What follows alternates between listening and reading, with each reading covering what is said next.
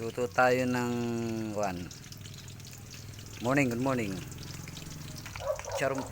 Bulaklak ng baboy. Sa kahoy lang, sa kahoy. Saka day old.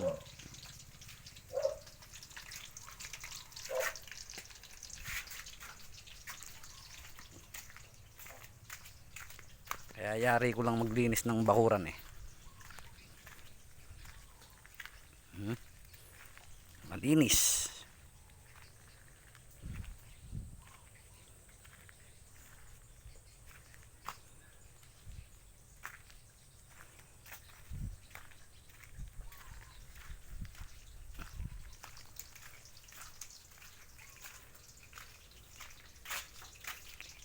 Dami tayo stock na kahoy dyan.